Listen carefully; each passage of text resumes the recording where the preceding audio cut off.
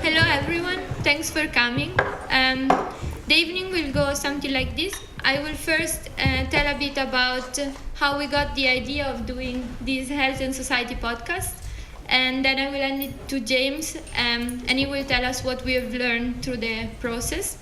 And then we will hear from Ellie and Aidan, our producers. And then we will hear some bits of the podcast, a best of, and then finally we will have Nigel, who is the real star of the evening. So we kept him for last. Yeah. So how we got the idea? As with many contemporary stories, this one also starts with an email. This email in particular was advertising a call for applications for the Faculty Education Fund, a grant scheme designed to enhance the educational curriculum of the social science and public policy departments. We were aware that one of the most common ways of using the fund was to organize a conference. Conferences are very educational, right? But James and I wanted to do something else. As early career researchers, we hear all the time how important it is that our research has impact. We hear the word impact so often that in so many different contexts that it has started to lose its meaning. You can read about impact in guidelines to write grant applications, requirements for job, and in so many other parts in academia. As a consequence, I think that sometimes there is more emphasis on producing tangible results rather than asking yourself what it really means for your research to have impact. I'm a philosopher and I'm also quite short, so I'm standing on the shoulders of giants. So with all these impact talks, I started to think about these giants and how their research had an impact on my life. For example, Hume made me aware of the importance of emotion, while Kant of rationality, Marx of the structural inequalities of contemporary societies, while Mill of the value of tolerance. But how do all these philosophers practically reach me? I was lucky enough to study philosophy at university. But first of all, unfortunately, not all people do this. And second of all, reading Kant or Marx can be quite boring.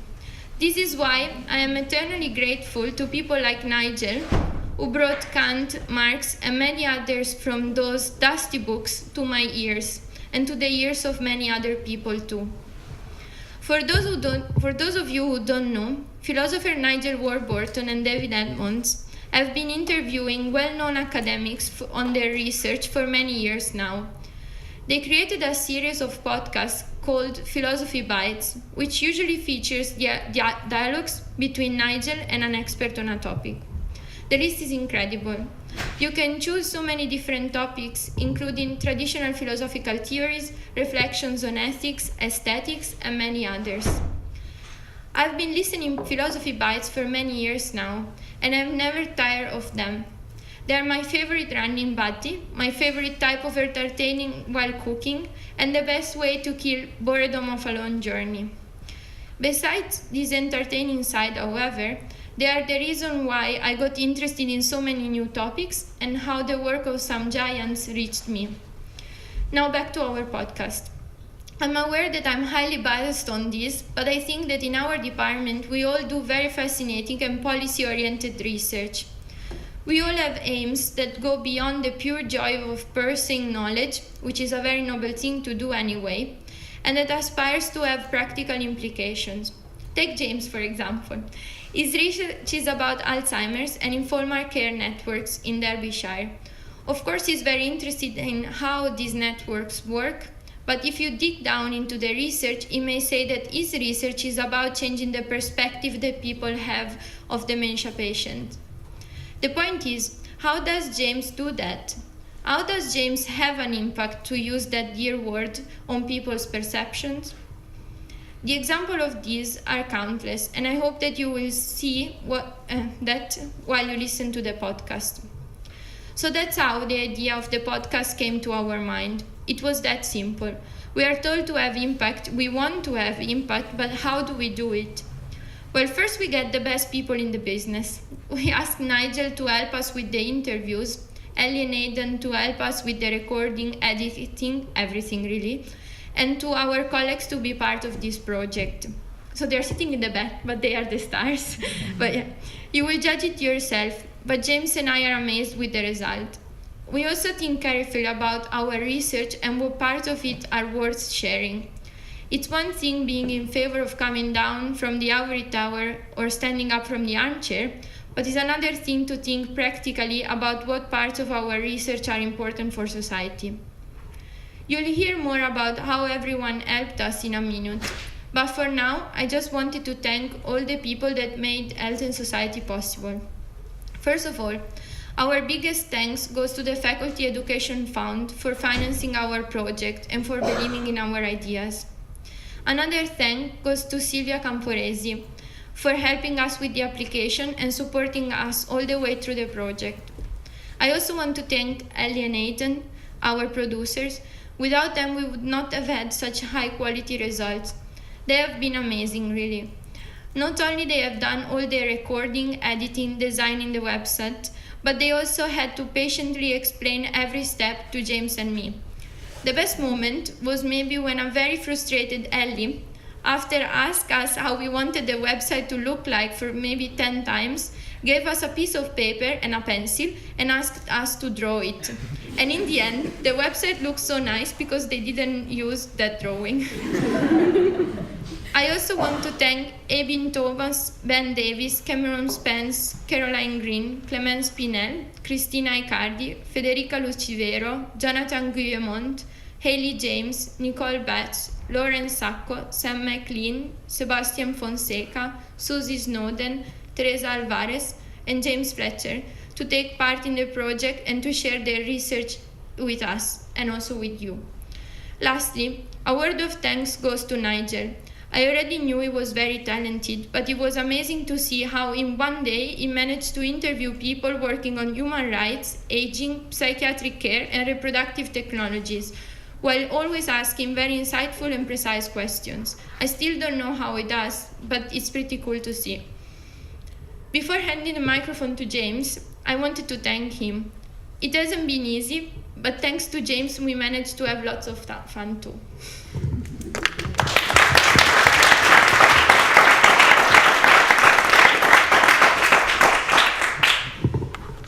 So I'd like to start by thanking Julia, because she's very much the brains behind the project, and without her none of this would have happened, so she does deserve massive recognition for that. As she said, Health and Society was funded by the Faculty Education Fund, and the Education Fund has a pretty self-explanatory name. It's a fund to enhance education. So in that spirit, we thought it seemed appropriate to begin by telling you a little bit about what we've learned so far.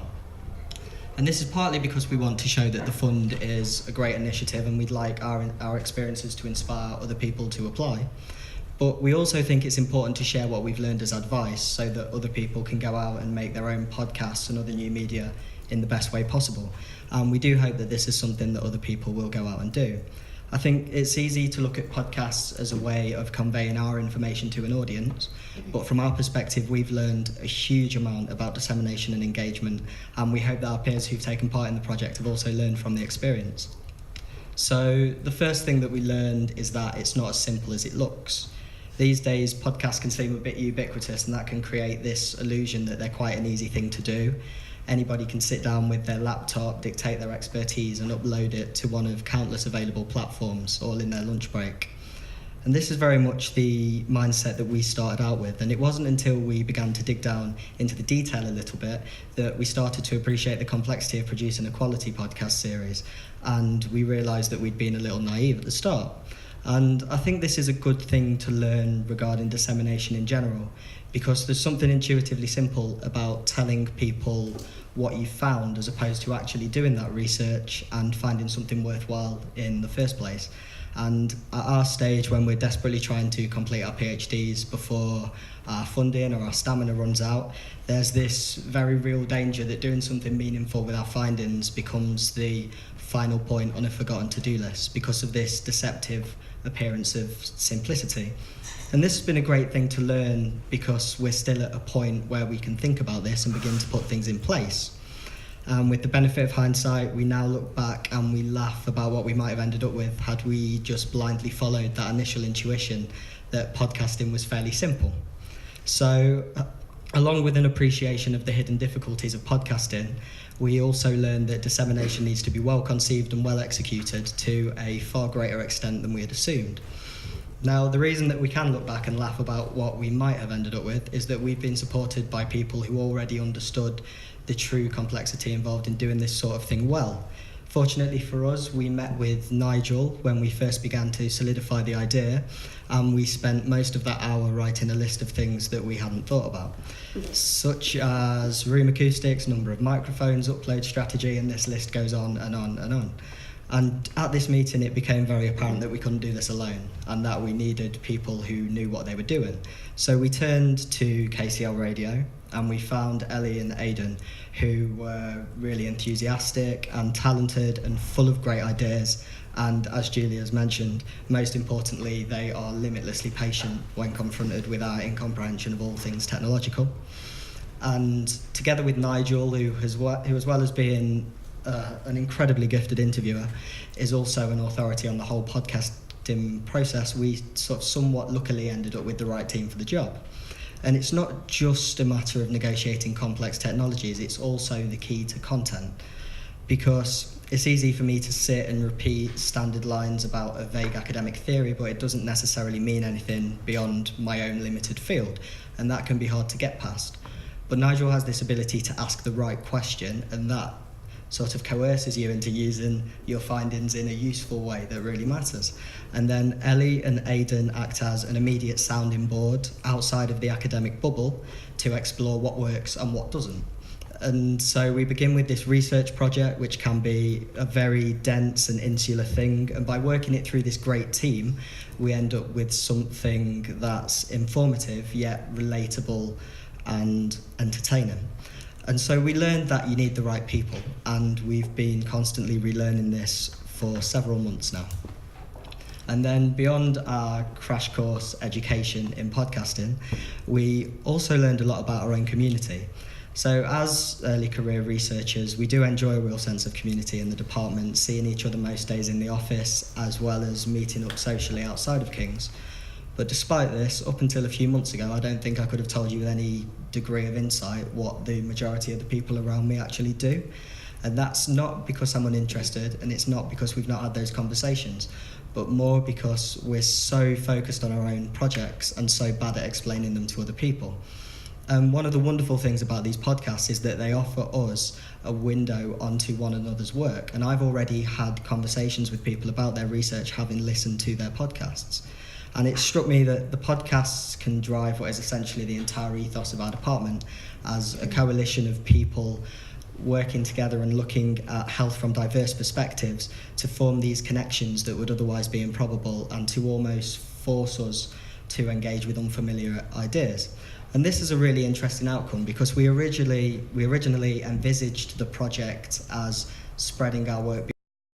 One of the major benefits seems to be that our work will be spread amongst ourselves.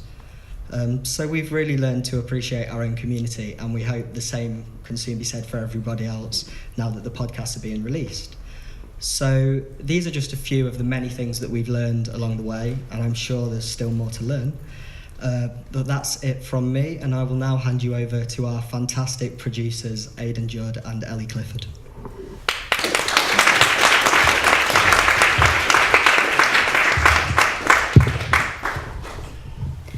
Good evening all, and thank you for having us here today. My name is Ellie Clifford and this is my colleague Aidan Judd, and we are the producers of this fantastic podcast series. Aidan and I are both alumni of King's, and it was whilst working with the university student radio station KCL Radio that we were approached by James and Julia regarding the project. James and Julia told us they wanted to make an educational podcast featuring interviews from researchers in their department. Initially, we were both unsure about whether or not we'd be able to help them. Our funds and equipment were both limited, and we were still relatively new to freelancing. But it was James and Julia's enthusiasm that was so infectious that we knew it was an opportunity that we just couldn't pass up. So my own personal background in radio started off in... Pardon? podcasting. So myself and a friend from school began to record ourselves chatting about unsigned music. And it suddenly occurred to me that creating such a package, so setting up the microphones, recording the speech, editing it, and then sending it off to iTunes was incredibly rewarding. There was nothing particularly groundbreaking that we were doing. Podcasting had been around for sort of 7 or 8 years by this point. But it was still fulfilling. We were providing a service, we were providing entertainment, we were, dare I say, bearing our souls a little to the listeners, and it became incredibly addictive. So during my time at uni, I worked on KCL Radio at the committee there, and also had a number of outside projects, one of which was a young person's podcasting company called Podium.me, which kind of targets the 16 to 25 bracket. And so the company is run by a wonderful woman called Camilla, and all of the journalists, all of the editors, basically the rest of the staff are young people, 16 to 25-year-olds.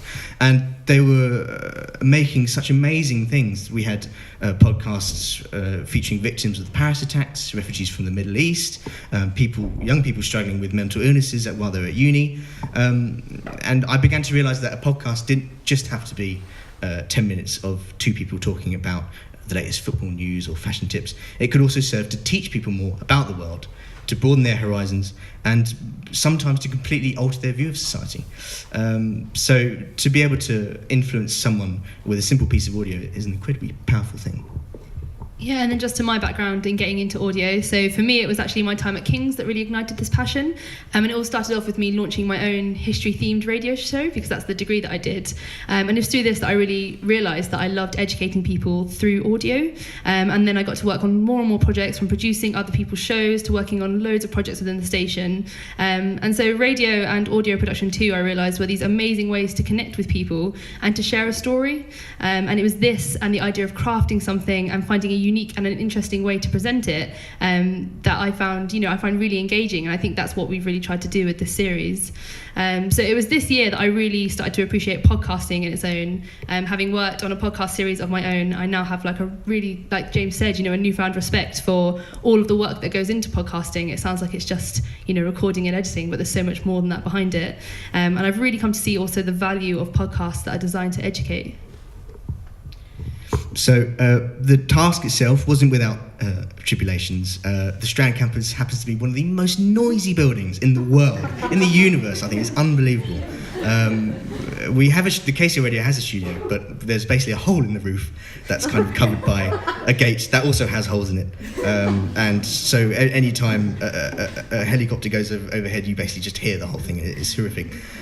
So there wasn't really a time during recording, I don't think, where we were interrupted by traffic, helicopters, air conditioning units. At one point, we were in a room that was next to these kind of units on top of a roof, and we went to estates and we asked them whether they could turn them off, because we just assumed they were located to a certain part of the building, possibly even our room, so we didn't really mind if we didn't have aircon. And apparently, those units were located in the servers, where all the servers running the Strand computing systems were, and he said, yeah, we could turn them off, but then you'd have to foot the £300,000 repairs bill.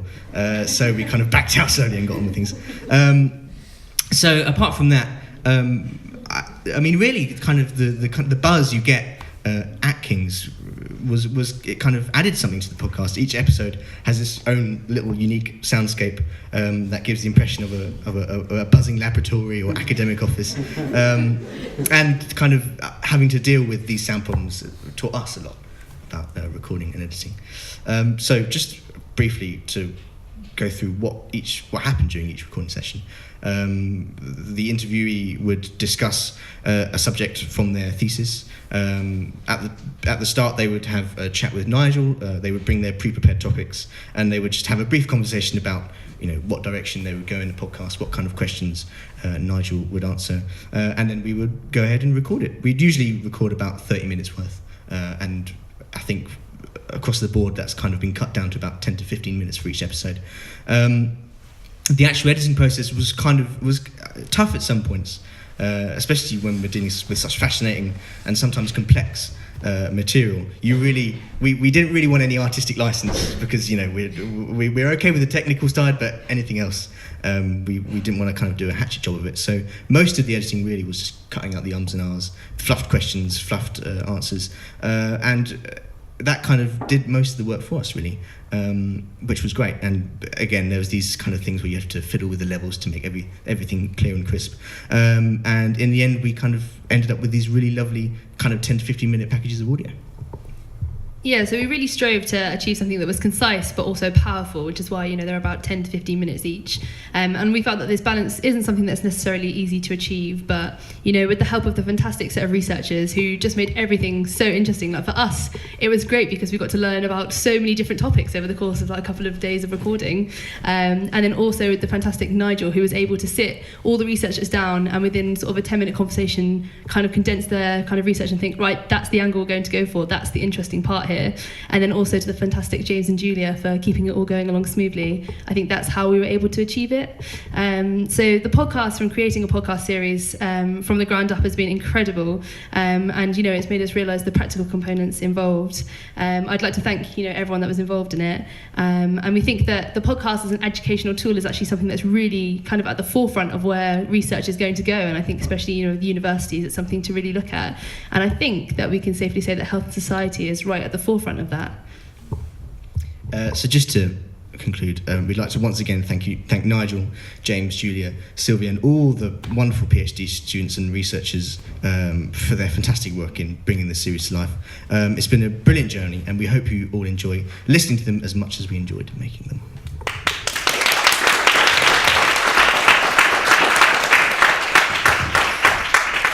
So before we bring Nigel into the fold, I think we've got a best of clip. It's about 7 minutes long, featuring a few excerpts from some of the podcasts. So fingers crossed, it'll work. This is Health and Society, a podcast series featuring early career researchers from the Department of Global Health and Social Medicine at King's College London, with interviewer Nigel Warburton. For further information and more podcasts, go to www.healthandsociety.co.uk. So one implication of this research seems to be this for me, which is, for the most part, when we talk about memory, when we think about memory, we think about memory in a positive way. That is to say, without memory, we could not do or be the kinds of people we are. We couldn't have a conversation like this. I couldn't walk. I couldn't do any of the things that I value in my life. And that's how we generally think about memory. But I think actually there's a deeper philosophical implication in this drug memory research, which returns us to a point that we find in Nietzsche and we find in Bergson, which is that memory is also a condition of suffering. It is precisely that we are creatures with this incredible capacity for remembering the past, that we are able to suffer. And I believe that addiction neuroscience that's looking at this relationship between addiction and memory shows that to us. So you're just beginning your research in this area. What would be your ideal outcome, your ideal scenario at the end? What this is really for me about is an issue of social justice, because old age and care in the end touches us all. We're becoming older, we've got relatives who may be in care homes or not, who need care. And so I'm really passionate about this issue, and I want to make a contribution to how we perceive older people, what we want them to have at that stage of their lives, and also, how I want old age to perceive it for myself. Eugenics is often used as a conversation stopper, or it was called in the past also as a club. And it says that no right-minded person could possibly defend eugenics because it's such a bad practice, right? But instead, eugenics has such an emotional power and such a bad reputation, then I think people should be very careful in using that word, because it influences people thinking that these technologies are actually bad. So the argument they make is that Preimplantation genetic diagnosis is similar to eugenics. Eugenic was bad, therefore preimplantation genetic diagnosis is something bad. But I think this doesn't tell the whole story about the technology. Older people are going to fight for entitlements for pension, as there is a lot of argument for increasing pension age or removing welfare, that they actually might help to extend those entitlements. In his case, which is the United States of America, also talks about extending healthcare service throughout the population or giving entitlements that are typical of old age to everybody. And then there is also a more social argument that he says an elder culture is actually going to be more humane, more focused on compassion. I've mentioned informal care, and for example, he says that with a larger proportion of older people, we'll have more people available to provide care, and also that this is actually going to contrast a lot of the stereotype of the alpha male, for example. As people have to recognize their physical limitation, they're actually going to be more able to ask for help. And so he envisions a society based on help and care and compassion, which I think it can sound very utopian, but it's also very interesting and exciting. We are empowered when we can do something, when we have the power of doing something. Having a graph or having some details about your sleep patterns or having some details about your heartbeat doesn't necessarily empower people to do something about that. And I'm not saying that every app is guilty of not empowering people. What I'm saying is that it's sometimes a too easy rhetoric to say that having this information at hand or in your pocket will empower patients. In order to empower patients, I think, is the entire system that needs to adapt, the entire system that has to allow patients to play a role, a more active role in their care. I know you're just at the start of your empirical research, but what do you hope to find? I very much view Alzheimer's disease and dementia more broadly as something that's going to be overcome by a combination of many tiny steps, and there will be massive medical contributions to that, and there will be psychological contributions, social contributions, education, public health. All of these things matter, and what I hope to do is develop in some small way one of those social steps which perhaps won't even be limited to dementia and Alzheimer's disease. It will just be more broadly a better way of treating older people. How do you see the future of psychiatric treatment in the home, both realistically, what's going to happen, but also ideally, what would you like to happen? The future of psychiatric home treatment is more of it. It's going to be more and more a crucial part of the system. It's already a fulcrum between the ward and the community mental health teams, and it's just going to grow. It is the safety net for those teams, and so when cuts happen to those teams and something bad happens, home treatment is often there to scoop patients up. But at the same time, treatment is speeding up, and people are starting to go through the system faster. And so what ends up happening is that people can often be taken for a ride. So instead of advocating for the treatment they need and the treatment they want, they end up going along for whatever treatment comes their way, which is a problem. And so I think the best thing for home treatment to do would be to train patients or to teach patients how to advocate for themselves. So do you need psychological therapy? Yes, you need to ask for psychological therapy. If they can ask and if they can advocate for themselves, they can get the services they need in a timely manner and also put pressure on the system so that the government is aware that they need more capacity and they won't just do with the capacity they have. Thank you for listening to Health and Society. This podcast series is sponsored by the Educational Fund and produced by Aidan Judd and Ellie Clifford. For further information and more podcasts, go to www.healthandSociety.org. healthandsociety.co.uk.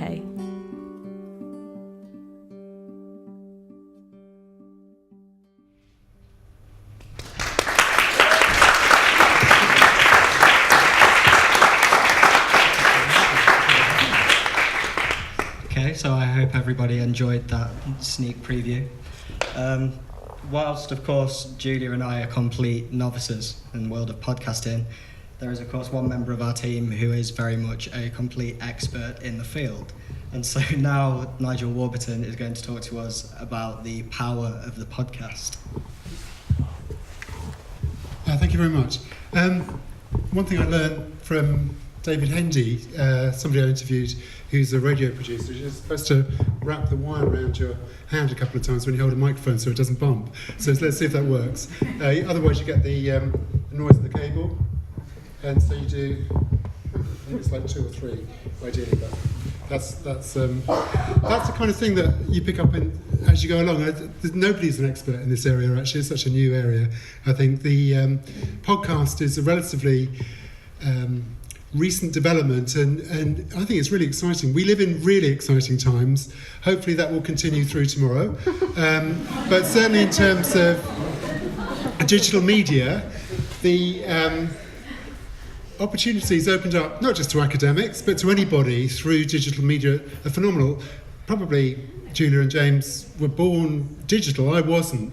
And so for me, when I was a PhD student, there was no option to broadcast my early thoughts about my research, apart from if I'd been lucky enough to be picked up by a radio producer who would then probably try and shape what I was saying to such an extent that it wasn't recognisable. In fact, I did have the experience quite a long time ago, maybe 20 years ago, of being invited to be an interviewer on a World Service series about philosophy. And I was really excited because I think I made 10, 15-minute programmes and got to interview Bernard Williams, who was one of my heroes, and Anthony Kenny, a lot of major philosophers. And it was a terrible experience, wonderful to interview them, but the editor cut back. This was actually for the foreign language service, so philosophy is quite a difficult subject linguistically, so we cut out almost all the philosophy. So we had the embarrassing situation where I go and interview Bernard Williams about Descartes, and then we'd have to almost eliminate everything interesting he said about it. So the final cut was awful, and then it was sent back to Bernard Williams. Unfortunately, he died before I had a chance to find out whether he liked it or not, but I don't think he would have liked it. But now you can be empowered by podcasts. I mean, there's a really interesting phenomenon that with minimal expenditure, you can create a podcast, you can edit it. And I think there's something special. I hope you felt that in those clips. I mean, Aidan and Ellie did a fantastic job, not just recording, but also recording under extremely difficult circumstances. But there's something about the voice where it's not just the content that comes through. I felt quite moved listening to the passion with which people were speaking about their research. There's qualities of the non-verbal communication are actually probably the most important aspect of using your voice on a podcast. So that the things that are often lost in research, a dry academic article isn't going to appeal to a wider public, even though it's something you have to do to justify your existence as a researcher.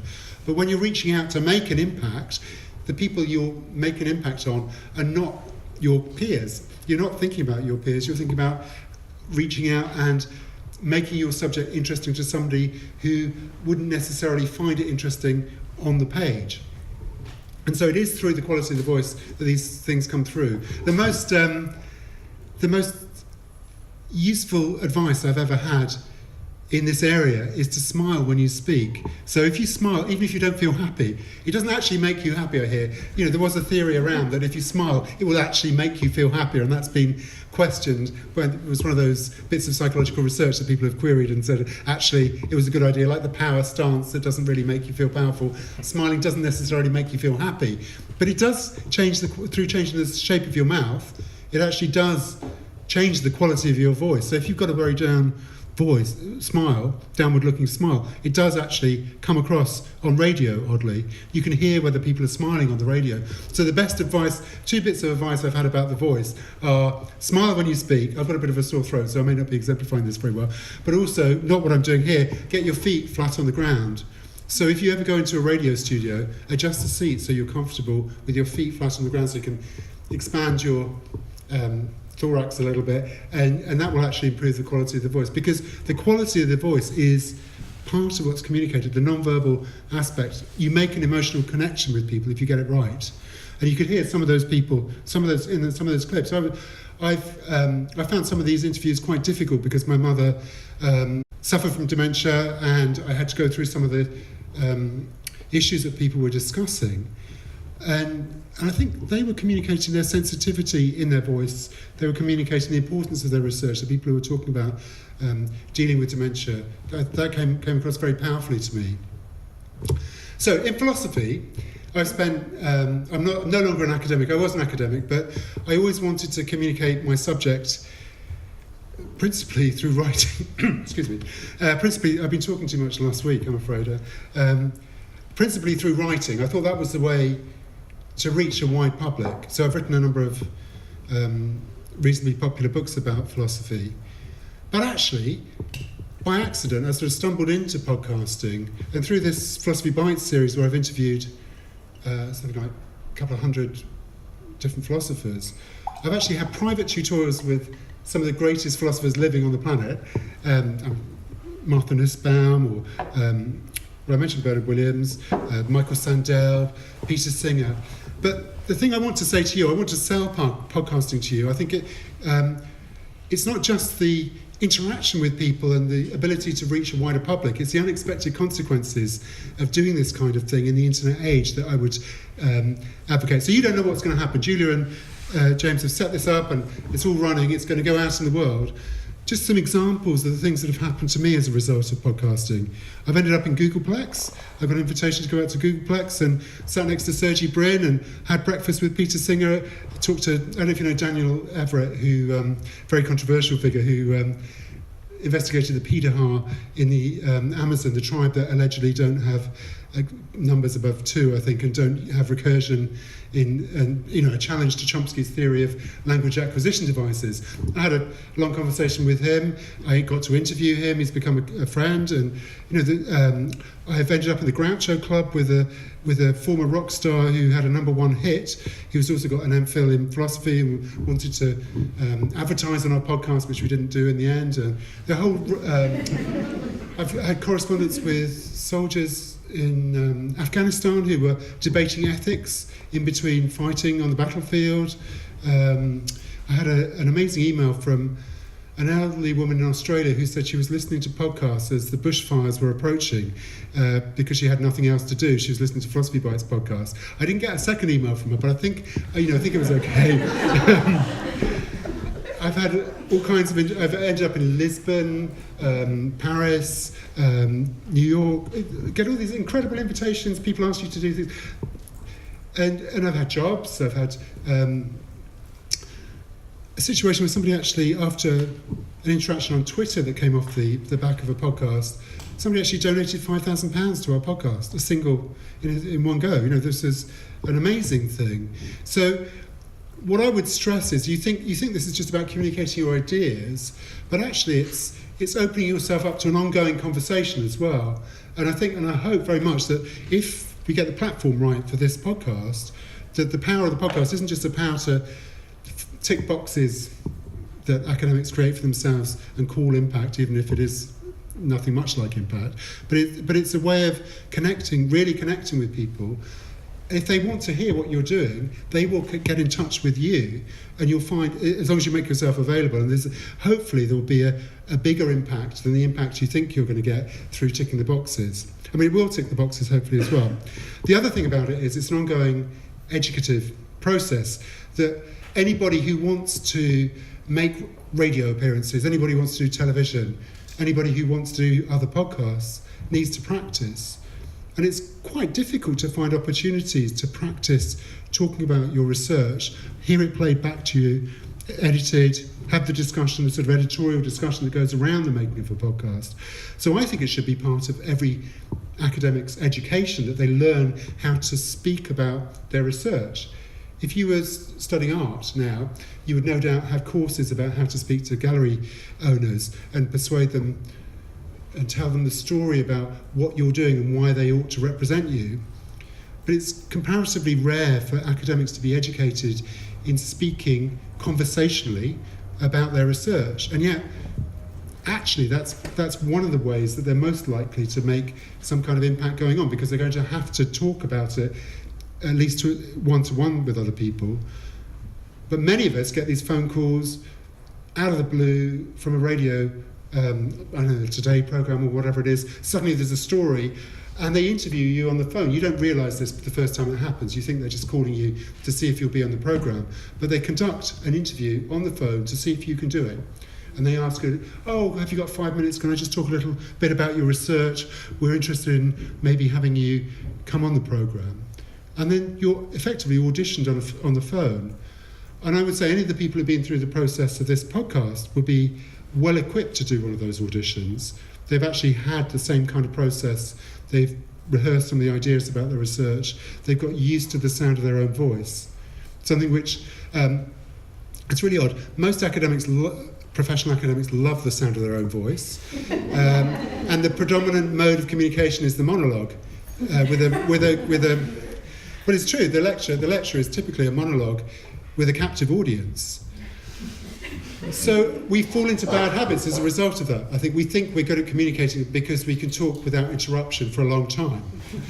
But that's not great communication usually. I think it's the interactive aspect that brings out qualities of your emotional commitment to what you're saying, your honesty, your sense of humour, irony. All those things need to be developed if you want to reach a very wide audience. I'm not saying it's the only way of communicating, and I think the written word is fantastic. I actually work for Eon magazine, and through this connection, this is an example of the connection. Julia very farsightedly contacted me, first PhD student ever to contact me and ask me to be involved in podcasting. I've had plenty of academic departments, but it's never at the level of a PhD student, so that's very enterprising.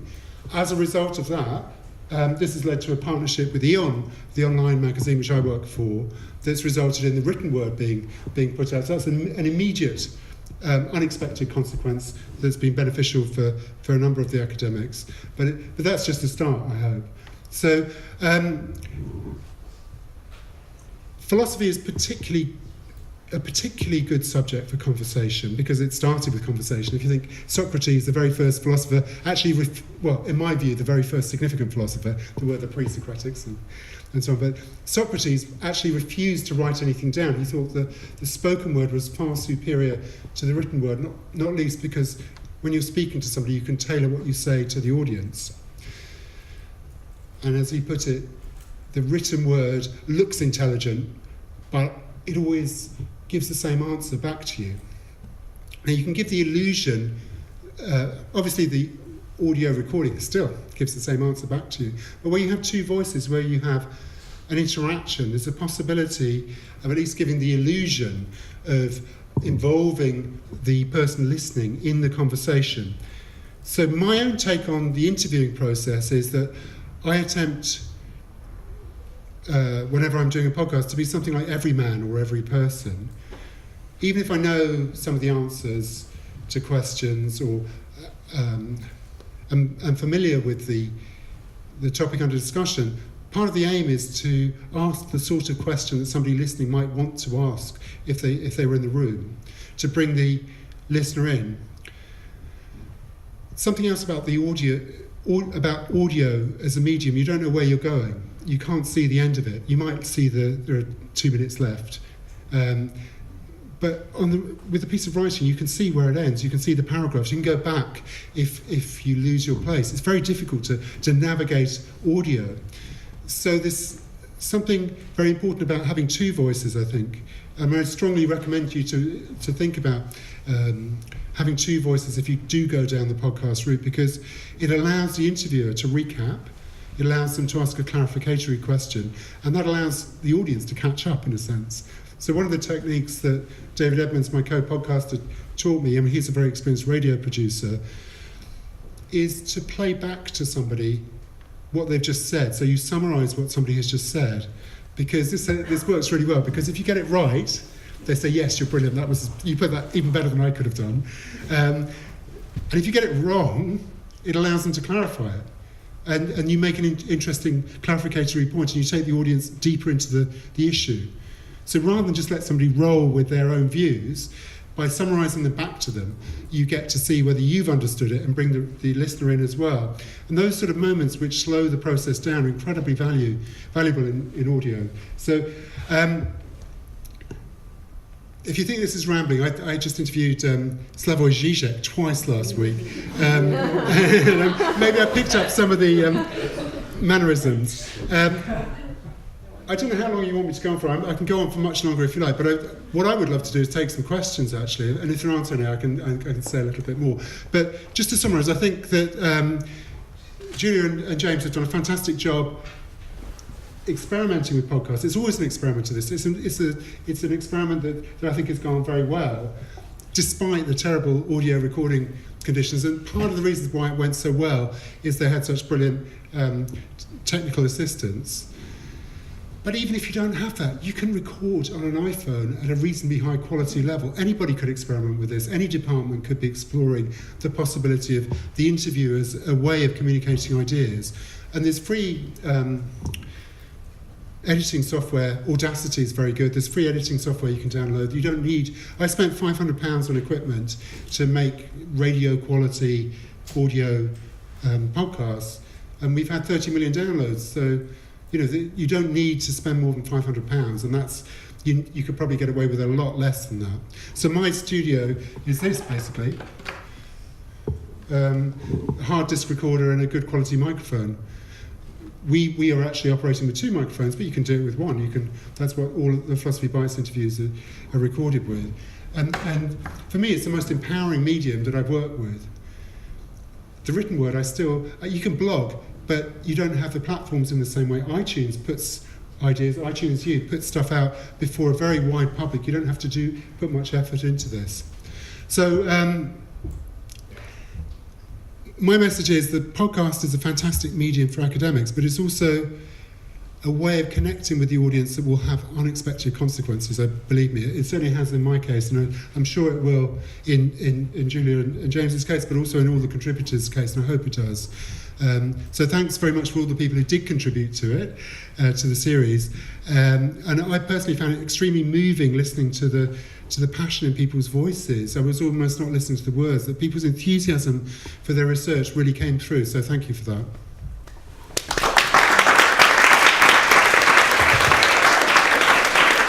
So I'd love to have some questions if anybody's got any. Yes. Thank you, everybody, for that. It was absolutely fascinating. I'm sure people, particularly my generation, have learned an enormous amount. But I think there are a number of underlying things before you embark on this, or at least people who are taking part in it. And the thing that amazes me about academics is that they cannot speak clearly. They muttily drop their voices, they're very self-indulgent, they go on forever. Wasn't you talking about me now? Because I'm not an academic. I'll probably be talking about myself at the moment. But no, my generation learned elocution, which is perhaps a bit bizarre these days, but I do think simple things like how to present yourself, how to speak, are really fundamental. Because although not all your contributors did speak clearly, not everyone did, and I think the message was a bit lost. Really interesting, thank you for that, because it allows me to talk about something which is part of the illusion. I have listened to a lot of podcasts, some put out by funded organisations that have obviously invested a huge amount of money, which are unedited. I strongly believe that when people are listening through headphones, which is a very intimate way of listening, and most people do listen through headphones, that removing ums and ahs and false starts is an important part of the process. You can't completely transform what somebody says, but certainly within Philosophy Bites, David Edmonds, who's a brilliant editor, has made some, like I said, has then, that would have been cut, I would be has made some people sound extremely eloquent, who if you'd been in the room, you wouldn't have thought they were eloquent. That's a kind of, this happens with wildlife films as well. I'm saying that would go as well. with wildlife films, you think you're watching snakes out in the desert somewhere, but they're probably in a cage or in a confined area, and they're not the same snake each time. Those things, those illusions, are part of the story that you tell. And I feel it's fine. You're not misleading people dramatically because the content is the important thing. I don't think everybody is capable of speaking clearly. I don't think everybody is well suited to making podcasts. But I think it's a skill you can improve. You can improve your skills, and one of the best ways of doing that is by practicing and listening back to and possibly editing your own voice, which is a really interesting phenomenon. Whenever I've done an interview with David Edmonds, when he does the interview, his edit is always longer than when I do the interview. And it's not because he asks longer questions. I think he's more ruthless with somebody else. Learning to be ruthless with your own words is a very good skill for an academic anyway, to be more concise, I think. But elocution, I'm not sure that teaching people how to speak properly is what it's about. I think it's making the best use of the materials you have available. So do your best job. And almost every academic is going to have to speak about their research. So bring out the best that you can. I'm not convinced that having lessons on how to speak better would work, but I am convinced that listening to your own voice and hearing the sorts of things that you do, whether you go before you speak and those sorts of things, and also thinking about how you can relax when you speak to bring out the best qualities in your voice. Those things are extremely important. So I say and I hear it because I'm used to editing my voice. Some people don't even know they're doing it. So I sympathise with your view that some people are better than others at speaking, but my view is that this is about bringing out the best qualities, the best possible aspects of whoever is doing the speaking. And the content is important. They can be listened to more than once. I was saying you can't easily find your place in them. People do often listen to podcasts more than once. So if it can't be taken in on a single hearing, that's not necessarily a terrible thing if you're motivated to listen again, if the content has piqued your interest. Another question? Yes. Given what you said about the special quality of podcasts, how is it that you transformed some of them into books? Yeah, well, that's an interesting process actually, because the books, I've done 4 books actually based on podcast series. That's another consequence of making a podcast. I didn't envisage that at all.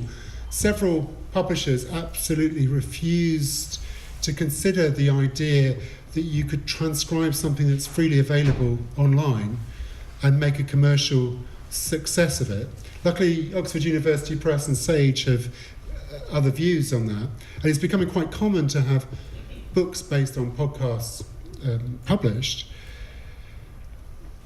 but none of the books that I've worked on have been verbatim transcripts of podcasts. What they've been is a transcript that's they've been worked on in collaboration with the contributor to produce something that works on the page, because we communicate through all kinds of emphases and so on which don't necessarily work when you put it on the printed page. And it is a really interesting process of trying to think, have I really communicated the point there? So that's the answer. I don't think verbatim transcripts are very useful except as an aid to listening. I don't think they stand on their own usually. But modified transcripts are really interesting, because I do this as well with a website called 5 Books, where I do audio interviews. Other people do as well. So I do audio interviews on philosophy. So I might interview M.M. McCabe, great classical philosopher from emeritus professor from King's College London, about Socrates. 5 books about Socrates. I sat down with the microphone, recorded the interviews. We didn't use the audio on the website. We transcribed the audio, so it's another use of a conversation. And then between us, we edited the resulting transcript, and very easily, from an hour's conversation, got 7,000 words. Now, if you're an academic and try and produce 7,000 words, very few of us produce that in 1 hour plus a bit of editing time. So it's quite an economical use of your time.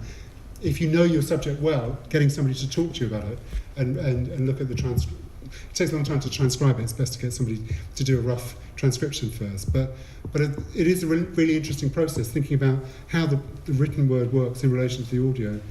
So I think there is the value in providing a verbatim transcript as an aid to people who have problems hearing or need, perhaps for the language, to be able to follow it on the page, but that's not the finished product for me. I think if you're going to have a standalone piece of writing, you need to think about it as writing, not just as transcript.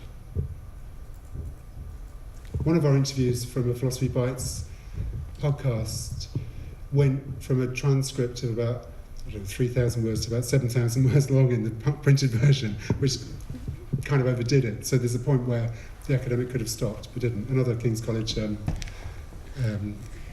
professor, but I won't name him. Who's the audience for podcasts? Who listens to you, and who might listen to this? Interesting. The predominant audience of iTunes, which is the best, still I think the best way of getting your message out, is an American audience. A lot of people frustrated by the broadcast radio in America, plus the tradition of driving long distances, and maybe a kind of self-help tradition as well. A lot of people want to educate themselves through podcasts while they're doing something else. And if you've got a long commute, that's a very common way of listening to podcasts. So certainly with Philosophy Bites, most of our audience is in America, then Britain and other English-speaking countries, but it ripples around the world. Not so many in Africa, interestingly. Loads in Australia. There are pockets, not completely predictable, about pockets around the world where there are clusters of people listening. Russia seems to be bigger on some things and not bigger on other podcasts. I think probably there's some censorship in China related to some of our podcasts as well. So it's not clear that we're reaching China, but we may be indirectly through the books, I'm not sure. So it's quite difficult to identify the type of people who listen. We can work out we get quite good stats on where they are and how many of them there are. But the best way that I know is when people come up to me and say, well, I've been approached walking down the street talking to my son. Somebody said, oh, I recognise your voice. And checkout at Marks and Spencer, somebody came up to me and said, excuse me, are you Nigel Warburton? I listen to your podcast. I meet people, and they range from a scientific advisor in the White House, Darren Brown, Hanif Qureshi, really interesting people who get in touch and say, oh, I listen to your podcast. There's a whole range of very interesting people who pick up on them. You get a connection with. That's the only way I know. But also undergraduates say they've used them to help them through their studies, but also teachers who say, oh, I regularly use your podcast in teaching. There was the most specific group was a group that identified themselves as over 50 lesbian discussion group, listen to podcasts really regularly. That was a very specific one. I mentioned the soldiers in Afghanistan. There are all kinds of people. Oddly, because I'm an atheist and I think that comes through quite often, some religious groups listen to them as thought-provoking ideas. But there's no easy way to say, well, it's like 18-year-olds. Some very bright 12-year-olds listen to them. I've had experience of people writing and saying that, as a school kid, I really enjoy your podcast. They've opened my eyes to philosophy, that kind of thing. Yes, in the back. Sorry, I'm bumping here. I'm bumping not because of the way I'm holding this. It's the chair. Yes. I was just wondering, so Julie was talking about impact and stuff. What impact do you actually hope it has on people that listen to it? What do you want them to go and do? Or, do you want to change the way they think? Do you want to make people want to do podcasts? Do you want to make people do research? Are we talking about this series or other series of it? With this series, I think it's probably better for Julia to talk about that. I know what I think I'd ideally like people to do, which is presumably get interested in the topic because somebody's passionate about it. It opens their eyes to something. They're quite varied, the way that the different academics here have approached the podcast. But maybe Julia wants to say something. Yeah, with this is a bit what I said at the beginning. So it's a bit in a sense, trying to get our ideas through, and hopefully, as Nigel said, maybe somebody gets back to us and then it becomes a real conversation, not just the conversation we had in between us. And I mean, another way to do, of course, is writing articles in journals or in news, but it's not easy to send your ideas through. So I think that's the idea. I mean, why does anybody engage with a wider public? You might do it, as I say, to tick a box that somebody tells you you have to make an impact. But hopefully, the people who are doing it have other motivations as well. The reason why I talk about philosophy, I think it's a really important subject. I love talking about it, and because it's my enthusiasm, I want to share it with other people. And I think it's a kind of subject that transforms people, so there's definitely a receptive audience out there. But it's different. I mean, obviously, the subject area of this podcast is a bit different from that, but many of the topics that came up, obesity, dementia, these are big topics for many people in society, so they are socially relevant questions. It's the same as, why would you publish an article in a newspaper? Is it just to tick a box and get a fee? No, because you want your ideas out there somehow. But there are unexpected payoffs, that's what I'm saying. You wait and see if something happens. It's like fishing, you put the bait out there and see what happens, and maybe nothing. Something else that I didn't mention was that it's very important to actually put the bait out there. It's not enough simply to make the podcast. You have to put some effort in drawing people's attention to it, so you can be creative about how you do that. At the very least, it's an education. Hopefully the process is an education for the people who've been through the process, and if it works for you, it might be something that ripples out. You can advise people about whether this is a good thing or not. I mean, if it's an experiment that went wrong, that's important too. If it doesn't work for you, if you find it's an intrusion. I have this really weird phenomenon that several people said they can't talk about a topic. It's embargoed because their PhD hasn't been submitted yet. I found, as somebody outside academia now, I found that really worrying as a development, because I think you should be able to communicate your ideas. People want to listen to them, you've got ideas, why can't you speak about them? Every idea around, particularly in philosophy, has a long history and has probably almost been expressed before in that form, if not actually in that form. I don't know, the originality is so... this kind of clutching onto originality and keeping it closed in is against what I believe about communicating ideas, but it seems to be built into the culture and the rules of the game. So obviously you have to be careful about that, but it was a worrying phenomenon for me, because I think, great, if young academics, people in the early stages of their research careers, this is a point where you've got all that enthusiasm and energy, and you're probably the expert on that topic for a little while. You know more than anybody else on the planet about that very specific topic. This is a great time to be communicating.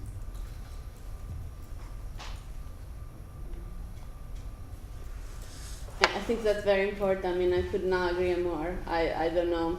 I'm really in favor of, if you are the expert, you're working on it, you need to tell people you're working on it so that people know, and then you can publish on it. So. And also, I think the process of talking about it is a way of clarifying what you think. It's not that you have a thought and then express it. It's not that you have this sort of introspectable mental event where you're like, I've got it all sorted out, and then the sentence comes out. It's actually the process of talking that clarifies what you think. So there's a great value in explaining your ideas to somebody who's asking you questions about it. So that process, even if it weren't recorded, I think can be quite valuable. But the added tension of it being recorded makes people focus in a particular way. And several people needed to come back and think about it again. They had an idea, but it wasn't quite in focus enough to work as a podcast, and they clarified and came up with either a different idea or a refocused version of what they'd originally started with. So that process, I think, is valuable in itself. It's not one that academics typically go through in their PhDs and postdocs very much. I mean, you might have to explain your ideas to your partner, to your supervisor, but to a wider audience or with somebody who might be eavesdropping, that's quite a special thing. And if you take it seriously, I think it's a very valuable process in itself, whether or not it has rippling out effects. Hopefully it also, as I said, prepares you for that moment when somebody calls you up and you've got this big break and you're going to be on live radio to 1 million people. That's the thing you really want to get right.